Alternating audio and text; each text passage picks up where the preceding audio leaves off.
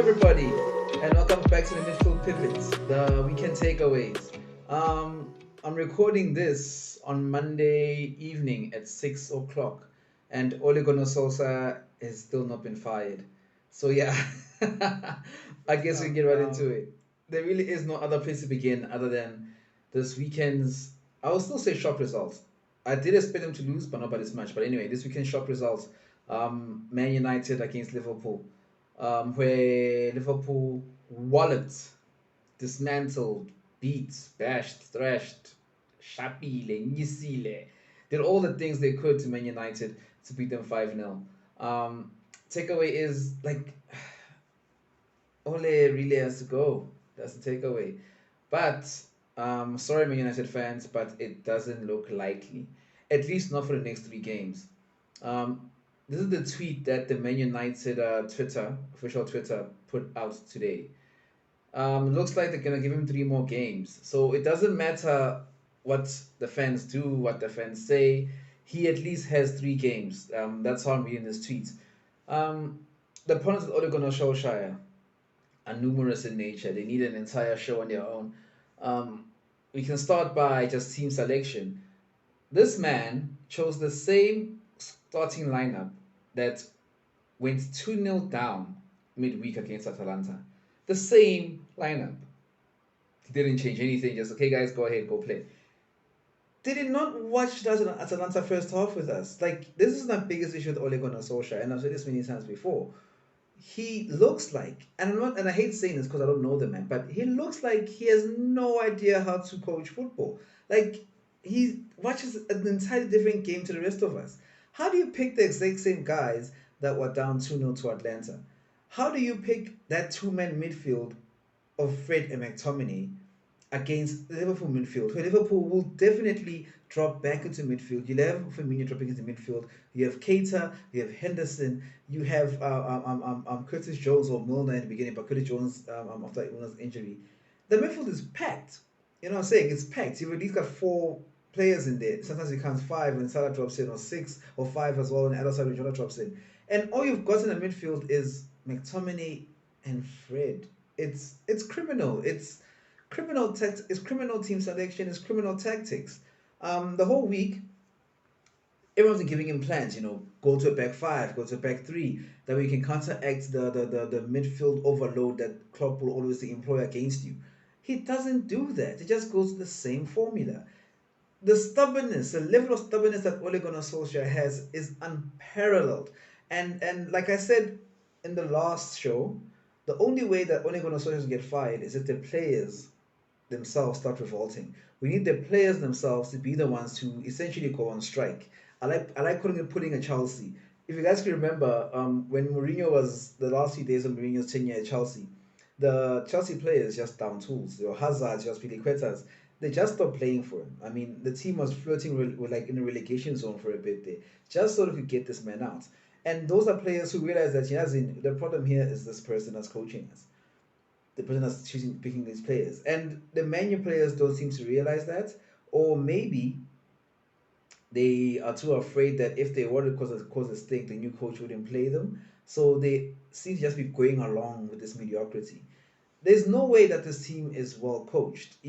I don't know what they do in training, but it definitely isn't defensive play. You know what I'm saying?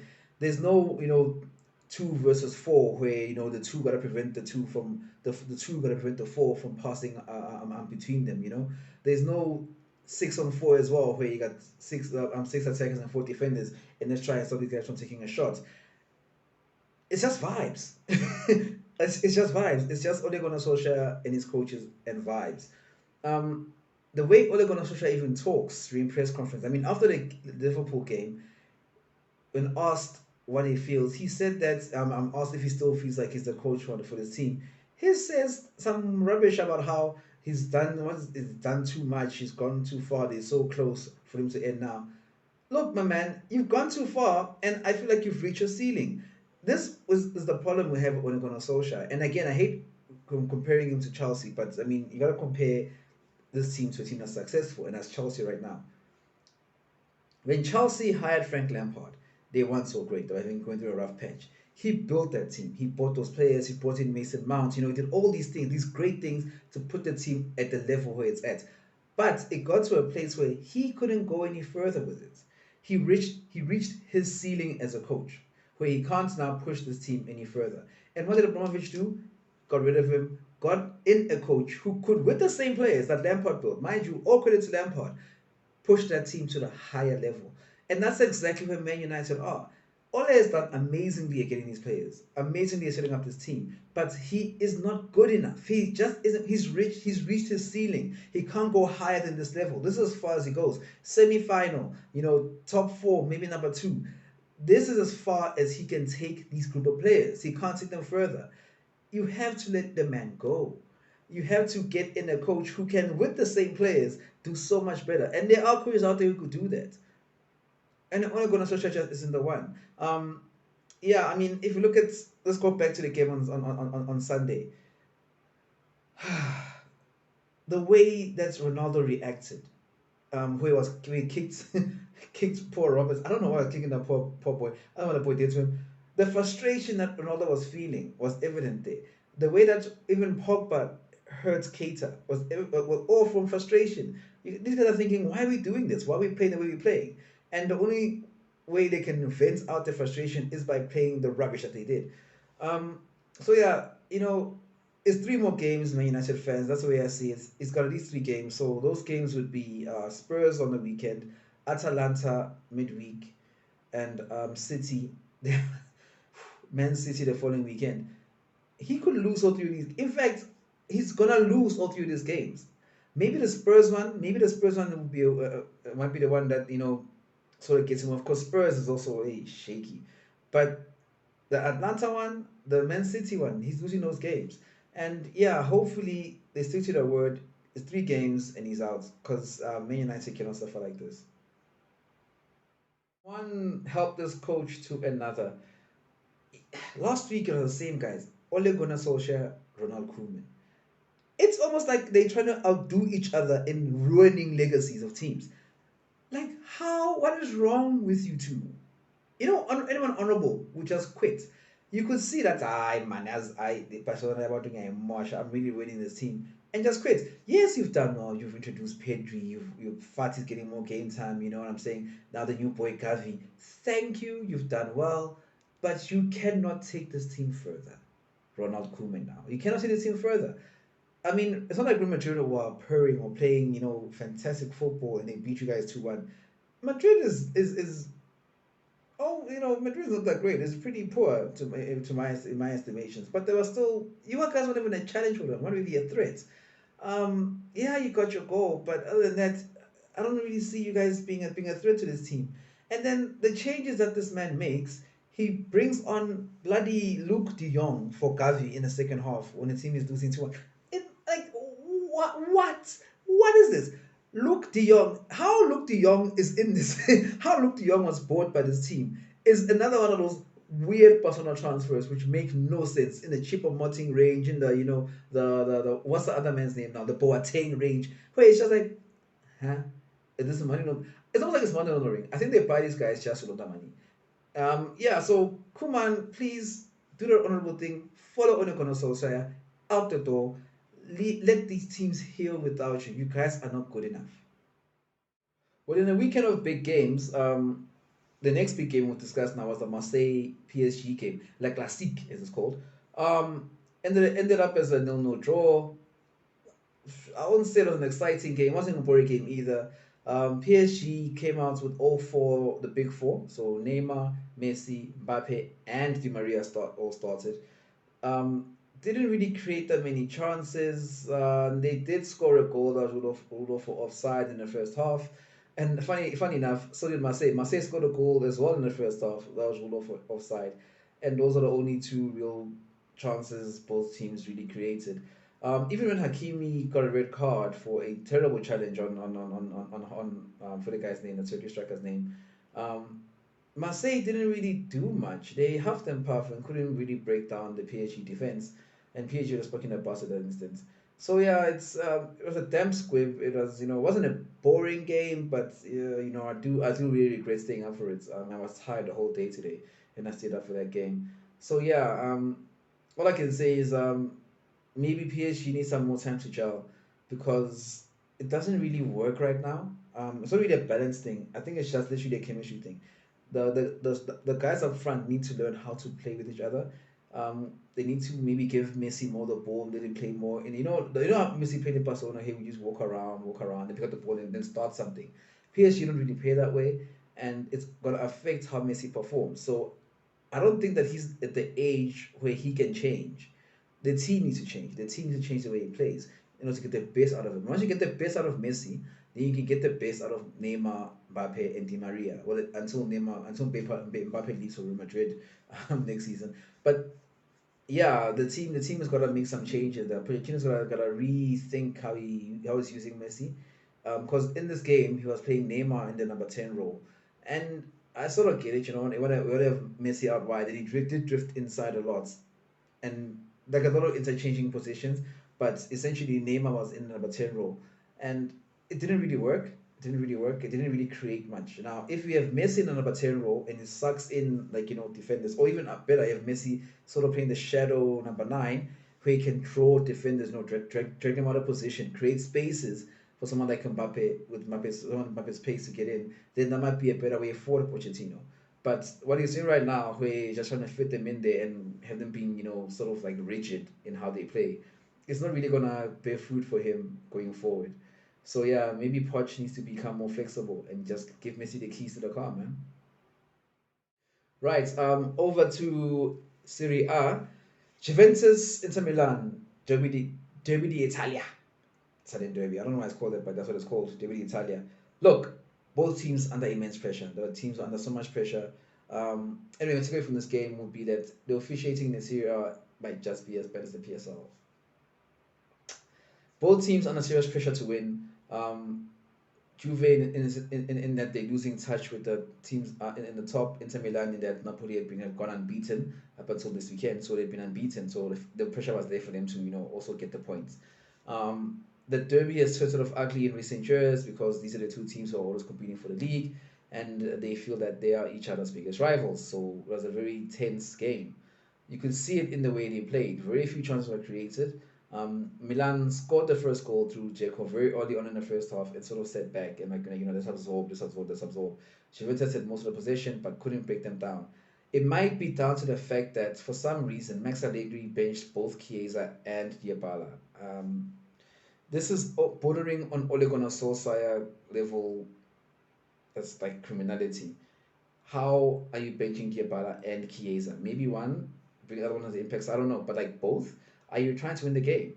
Well, it worked out for him in the end because they got the 1-1 draw. But now that's where it gets tricky because the two players that he did bring on Chiesa and Dybala in like the 64th minute.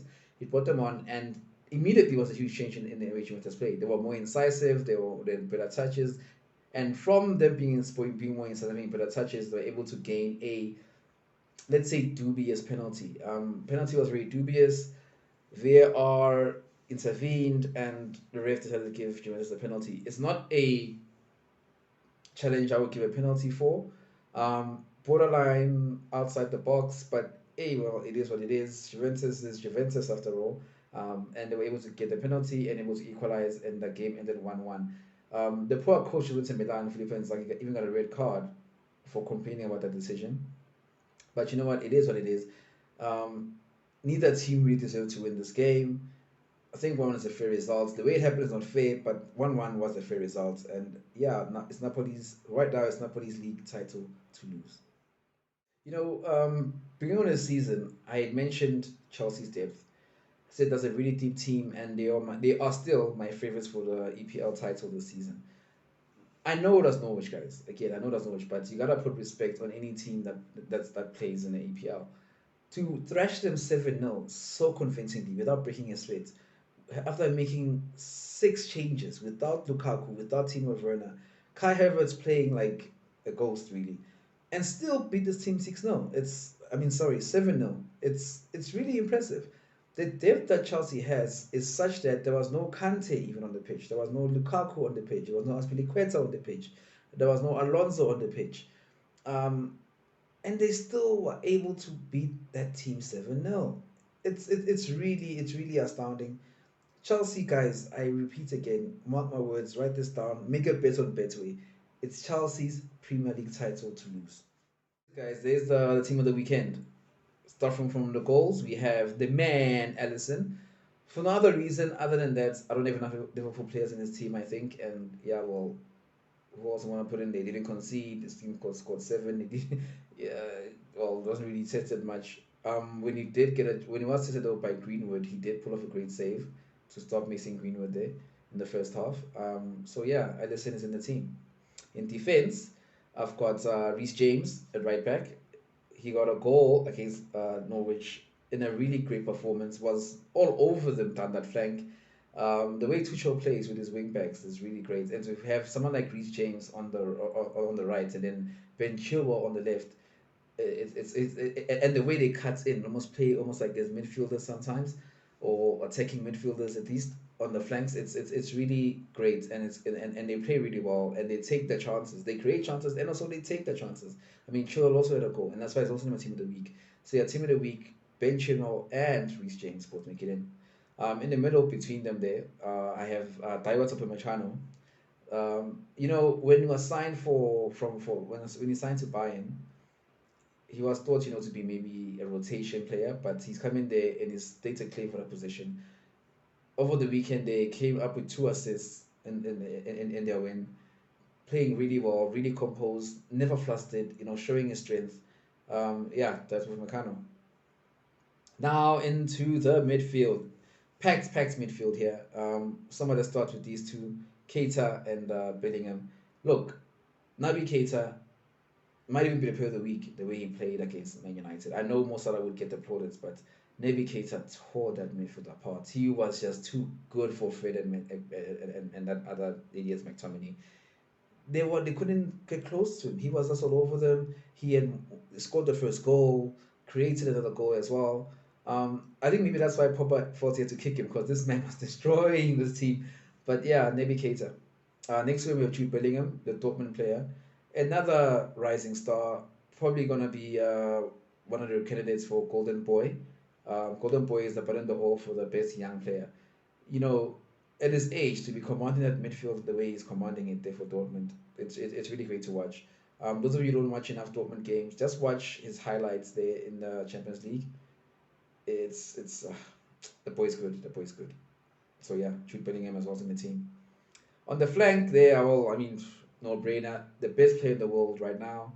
I still say, you who don't agree with me, something's wrong with you. Mo Salah right now is the best player in the world. No one comes close to him. He scored a goal in the past. Scored a goal in his last 10 games, guys. Last 10 games, yeah, scored a goal. So it's yeah, Mo Salah, hat trick against Man United and an assist, no brainer. In the midfield, then I have Foden and Mason Mount, the two young English lads. If William can harness these two boys, these are your Gerald and Lampard of the future. Really like, classy, talented, great dribbling, great finishing, great attitude. Both these players are a joy to watch. Up front there, Josh King gets in there with his three goals there, with his hat trick there for Watford. Saved the team. They were losing 2-1. Came back, scored two quick fire goals, brought them back into the game. Ended up winning the game 5-2. Josh King, hat trick king. And then next to him we have Buchart from Mainz. Mainz are struggling. They didn't really score that many goals, but the way he stepped up in this game on a must-win game really for them there to get him the win, two goals and an assist. It's something to be applauded. It's not always that you have a striker that outperforms Lewandowski and Haaland in a game week, but yeah, he really did well this week for his team. So yeah, that's why he gets his spot in this week's team of the week. So yeah, there it is, guys. Let me know your thoughts. Let me know who you would have in it. Let me know who you would take out. I'd like to thank you all for your support. Thank you all for the views. Thank you for the subscriptions. Thank you for the likes and the comments. It's nice to get that support from you guys, get that feedback, and thank you so much. Please share the video, share the channel about, tell your friends. Let's get more engagements on the channels. And yeah, these are just my opinions, by the way. Anyway, peace.